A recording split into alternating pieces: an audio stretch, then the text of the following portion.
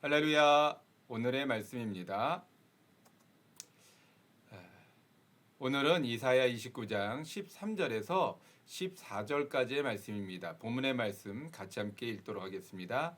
주께서 이르시되 이 백성이 입으로는 나를 가까이하며 입술로는 나를 공경하나 그들의 마음은 내게서 멀리 떠났나니 그들이 나를 경외함은 사람의 계명으로 가르침을 받았을 뿐이라.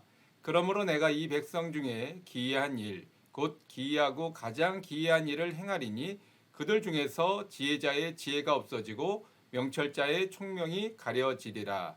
이사야 29장 13절에서 14절의 말씀. 아멘. 오늘의 말씀이 아니라 이달의 말씀이 점점 되어져 가는 것 같습니다. 더 힘을 내겠습니다. 지난번에는 우리의 죄 가운데 목소리로 짓는 죄에 대하여 말씀드렸습니다. 오늘은 마음으로 짓는 죄에 대하여 말씀드리겠습니다. 그러면 왜 말과 마음으로 이어지는 것일까요? 먼저 말은 입 밖으로 나오는 것을 말합니다. 그런데 그 말이 나오기 전에 마음에서부터 시작을 합니다. 마음의 소리가 생각으로 정리를 통해서 입을 통해 바깥으로 나오게 되는 것입니다. 그래서 말의 죄는 곧 마음의 죄에서부터 시작합니다. 우리는 마음의 죄라고 하면 상상 속의 죄, 즉 미움이나 원망 같은 감정이나 음란이나 시기 같은 내적인 죄만을 생각합니다. 하지만 오늘 본문에서 말씀하는 마음의 죄는 보다 더 근본적인 죄를 말합니다. 마음의 사전적 정의는 사람이 본래부터 지닌 성격이나 품성을 말합니다. 즉 사람의 본래적인 것을 말하는 것입니다.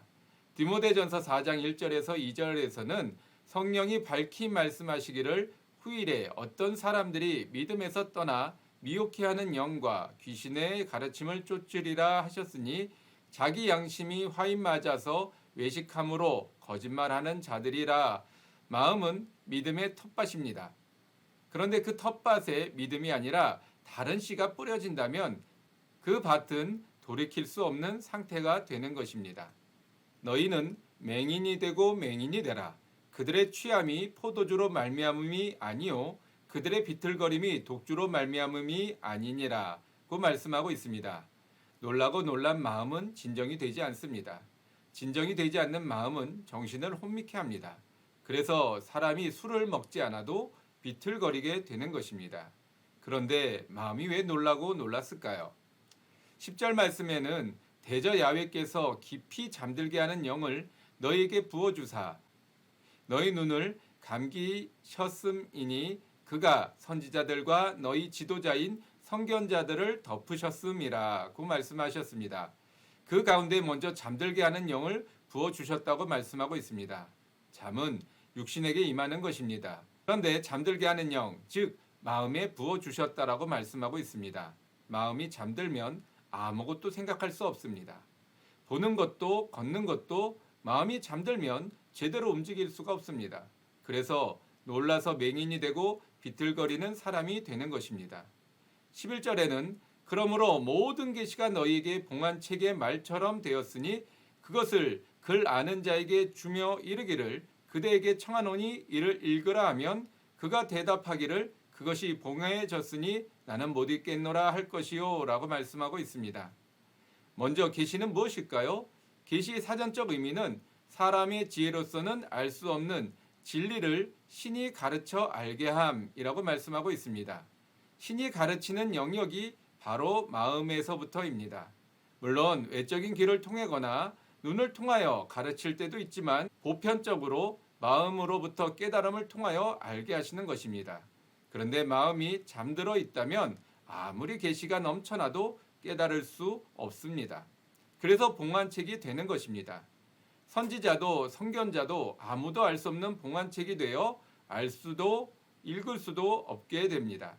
12절에는 무엇라 말씀하고 있습니까? 그 책을 글 모르는 자에게 주며 이르기를 그대에게 청하노니 이를 읽으라 하면 그가 대답하기를 나는 글을 모른다 할 것이니라. 이제는 거의 바보 수준으로 떨어져서 글을 모르는 자에게까지 가서 읽어달라고 한다고 말씀하고 있는 것입니다. 마음이 잠들면 모든 것이 멈춰져 버리는 것입니다. 그래서 마음을 빼앗긴 사람들이 자신의 재산과 생명까지도 스스로 바치는 일을 종종 보게 되는 것은 그들이 어리석음이 아니라 마음이 잠들었기 때문입니다. 잠든 마음으로는 온전한 생각도 올바른 판단도 불가능한 것입니다. 그래서 영혼을 깨우는 것이 우선입니다. 오늘 본문의 말씀인 13절에는 주께서 이르시되 이 백성이 입으로는 나를 가까이하며 입술로는 나를 공경하나 그들의 마음은 내게서 멀리 떠났나니 그들이 나를 경외함은 사람의 계명으로 가르침을 받았을 뿐이라 고 말씀하고 있습니다. 이것이 영혼을 잠들게 하는 이유입니다. 마음이 없는 입술의 고백은 사기나 거짓말과 같습니다. 어느 부부가 몸과 생활은 같이 하는데 마음으로는 다른 사람을 생각하고 있다면 그것은 불륜과 같습니다. 그래서 하나님은 영이시니 영과 진리로 예배할지니라고 요한복음 4장 24절에 말씀하셨습니다. 그런데 여기서 중요한 것은 경외함을 배웠다라고 하는 것입니다. 경외함의 사전적 의미를 알아보면 공경하다, 두려워하다입니다. 두려워하고 존경하는 것은 감정이지 학문이 아닙니다. 그런데 배웠다는 것은 두려워하는 방법이고 공경하는 방법입니다. 그렇기 때문에 실제로는 두려워하지 않고 공경하지 않는 것입니다. 방법을 가르치는 것은 사람이므로 사람의 방법을 배운 것입니다. 그래서 사람이 보기에는 경외하는 것처럼 보이지만 마음을 감찰하시는 하나님 보시기에는 경외함이 없는 것입니다. 14절 말씀에서는 그러므로 내가 이 백성 중에 기이한 일, 곧 기이하고 가장 기이한 일을 다시 행하리니 그들 중에서 지혜자의 지혜가 없어지고 명철자의 총명이 가려지리라. 하나님이 기이한 일을 행하신다고 말씀하셨습니다. 기이한 일은 기적을 말합니다. 그런데 그 기적이라는 것이 광야에서 생수가 터지고 하늘에서 만나가 내리는 것이 아니라 지혜자의 지혜가 없어지고 명철자의 총명이 가려진다는 것입니다. 이게 무슨 기이한 기적입니까? 지혜자와 명철자는 어떤 사람입니까? 바로 경외함을 가르쳤던 사람들입니다. 그래서 14절의 처음 시작이 그러므로라는 접속사로 시작하는 것입니다. 하나님은 경외함을 가르침으로 외식했던 신앙생활을 지금 본래의 모습으로 돌리겠다는 것입니다. 로마에서는 로마의 법이 있듯이 신앙인도 신앙인의 법이 있어야 하는 것입니다. 그런데 우리는 이것들을 배워서 지켰습니다. 그러다 보니 진짜를 잃어버렸습니다. 우리는 하나님을 사랑하는 일은 헌신과 봉사라고 배워왔습니다. 그래서 헌신과 봉사로 우리의 마음을 표현해 왔습니다. 그런데 시간이 지나고 헌신과 봉사는 있는데 마음이 사라지는 기이한 일들을 경험하고 있는 것입니다. 지금 어떻습니까?